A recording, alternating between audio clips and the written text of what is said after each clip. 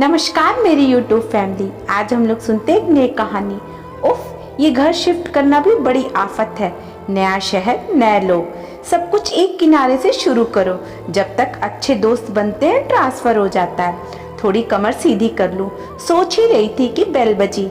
मैंने दरवाजा खोला तो सामने बहुत ही सौम्य से दिखने वाली एक महिला खड़ी थी। हाथ में एग्जाम कॉपीज का रोल पकड़ा हुआ था और दूसरे कंधे में बैग टंगा था। देखने से कोई टीचर लग रही थी। चेहरे में एक तेज था और मधुर मुस्कान थी। हेलो, मैं सुगंधा, आपकी पड़ोसन। आप लोग नए आए हो, ये सोचा आपसे मिल लाऊं। कोई हेल्प चाहिए तो आपको तो प्लीज निसंकोच बोल दीजिएगा। मेरे सास ससुर घर पर ही रहते हैं। मैं टीचर हूँ तो 3 बजे के बाद ही मिलूंगी। आप आइए, अभी साथ में चाय पीते हैं। उसी बहाने दोस्ती भी हो जाएगी। सुगंधा जी उसी समय स्कूल से आई थी। आते ही सीधा मुझे चाय का निमंत्रण देने आ गई।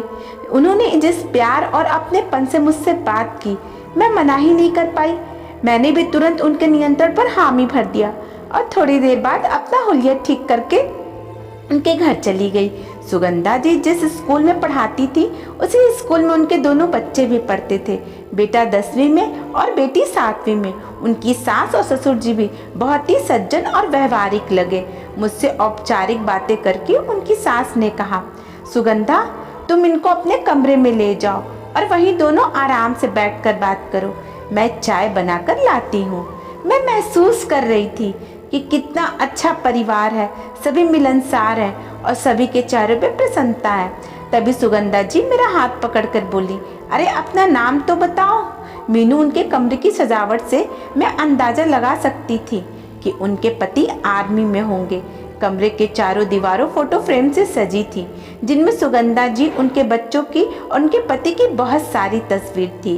बेड के सामने वाली दीवार सिर्फ उनके पति की तस्वीर से भरी थी। कुछ आर्मी की यूनिफॉर्म में भी थी।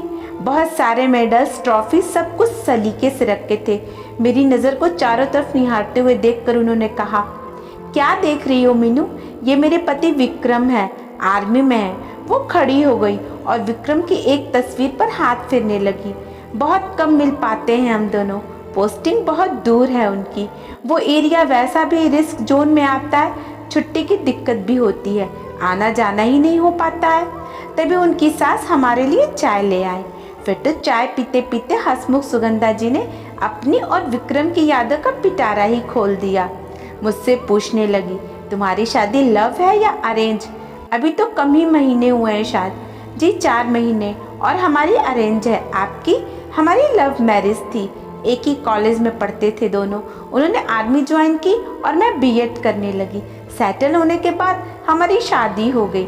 घर से भी सभी राजी थे। शादी के बाद भी हम कम साथ रह पाते थे। जहाँ उनकी पोस्टिंग थी वहाँ मैं नहीं जा सकती थी। साथ ही मैं खुद भी सेटल होना चाहती थी। पता है विक्रम मुझे कितनी चिट्ठी भेजते थे। फ़ोन पर घंटों बात करने के बाद भी बोलते थे कि चिट्ठी की बात ही कुछ और होती है। जो जज्बात बोल नहीं सकते वो शब्दों में बहुत अच्छे से पिरोए जा सकते हैं। और पता है चिट्ठी का पेपर हमेशा गुलाबी रंग का होता था। सुगंधा जी जब अपने पति के बारे में बोल रही थी तो उनके चेहरे पे 25 साल की लड़की की तरह शर्म और आंखों में चमक के भाव भर रहे थे। तुम कभी फुर्सत से आना तो मैं उनको भेजे हुए उनके गिफ्ट भी दिखाऊंगी, बहुत उत्सुकता से सुगंधा जी ने बोला। धीरे धीरे समय बीत रहा था और किसी को जानती नहीं थी। सुबह गमलों में पानी डालती तो सुगंधा जी अपने बच्चों के साथ स्कूल जाते हुए दिख जाती थी। वही चेहरे में मधुर मुस्कान और तेज के साथ। उनके व्यक्तित्व से मैं बहुत ज़्यादा प्रभावित थी। उनसे मिलना, ढेरों बातें करना मुझे बहुत अच्छा लगता था। उनके व्यक्तित्व में झलकता संयम और आत्मविश्वास मेरे अंदर भी गजब की सकारात्मक ऊर्जा उत्पन्न करती थी। एक दिन किसी काम से उनके घर गई तो वो अपने कमरे में अलमारी की सफाई कर रही थी। आजा मीनू अंदर। उनकी अलमारी है, काफ़ी दिन से साफ नहीं की। कल संडे है तो समय मिल गया। तभी उन्होंने एक गुलाबी रंग का कुर्ता निकाला और दिखाते हुए बोली, पता है ये विक्रम को मैंने दिया था उनके जन्मदिन पर, तो बदले में भी वो मेरे लिए एक गुलाबी साड़ी लेकर के आए कि दोनों मैचिंग मैचिंग पहनेंगे। थोड़ी देर तक उन्होंने विक्रम के कुर्ते को अपने सीने से लगा कर रखा। हमेशा चमकती आंखों में उस दिन मैंने पानी तैरता हुआ देखा। मैं समझ सकती हूँ कि आप उनको बहुत मिस करती होंगी ना। आपके पति कब छुट्टी आएंगे? उन्होंने झट से बात पलटी और हंसने लगी। चाय पियोगी मीनू? रुक तो यहीं बैठ, मैं बनाकर लाती हूँ, फिर आराम से बात करेंगे। अलमारी खुली पड़ी थी। उनके पति के सूट कवर अंदर रखे थे। आर्मी की कैप, बेल्ट, जूते सब कुछ सलीके से रखे थे। बाहर टेबल पे उनके पर्स और घड़ी देखकर मैंने पूछा, ये भी आपके पति के हैं? उन्होंने झट से सब कुछ उठाकर अलमारी में रख दिया। हाँ, उन्हीं के हैं। जब आते हैं हमेशा छोड़ जाते हैं, फिर वहीं खरीदते हैं, कहकर जोर जोर से हंसने लगी और हम दोनों बहुत देर तक बातें करते रहे। एक दिन सुगंधा जी स्कूल गई थी और मैं सर्दियों में उनकी सास के साथ धूप सेकने बैठ गई। बातों बातों में पूछ बैठी कि आपके बेटे कब छुट्टी पर आएंगे। सुगंधा जी उन्हें बहुत मिस करती हैं। उन्होंने मेरी तरफ देखा और बूढ़ी आंखों से मोटे मोटे आंसुओं की धारा बह निकली।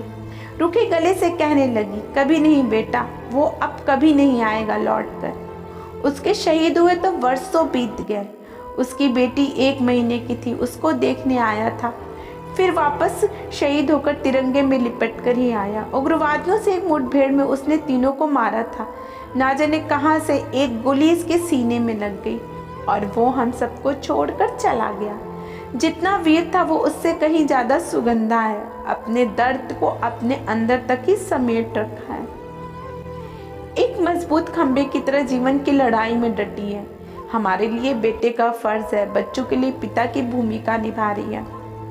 सुगंधा ने अपनी यादों में इस तरह में उसको जीवित रखा है कि विक्रम की यादों को दूसरों के साथ साझा करके अपने मन को एहसास दिलाती है कि वो अभी भी यही है और ना ही हम मानने देते हैं। हमसे भी यही कहती है कि कभी उसके लिए रोना नहीं है। ऐसी सोच को हम सबके साथ ही है। वो कहीं दूर अपनी ड्यूटी में है। मुझे कदमों से मैं घर लौट आई। इतनी हिम्मत कहाँ से आती है? हमारे जाबाज वीर शहीद तो महान ही हैं। उनके परिवार उनसे भी ज़्यादा साहसी और महान है। सुगंधा जी के अस्त्र से तो मैं पहले से ही प्रभावित थी। अब तो मैं उनके व्यक्तित्व का दिल से सम्मान करती हूँ। वो प्रेरणा है समाज के लिए, खास तौर पर मेरे लिए कि स्त्री कितनी सहनशील, संयमी और मजबूत होती है, जो आंसुओं का सहारा ना लेकर खुद को कमज़ोर नहीं करती। स्त्री किसी भी परिस्थिति में अपने परिवार की गाड़ी को लक्ष्य तक पहुंचाने में पूर्णतः सक्षम होती है। आज भी जीवन में कोई दुख या चिंता आती है तो सुगंधा जी की जीवनी हमेशा एक प्रेरणा बनकर मेरे आत्मविश्वास बढ़ाती है। अगर इस कहानी ने आपके दिल को छुआ है तो सभी दोस्तों के साथ शेयर करें और हमारे चैनल को सब्सक्राइब कर लीजिएगा। धन्यवाद।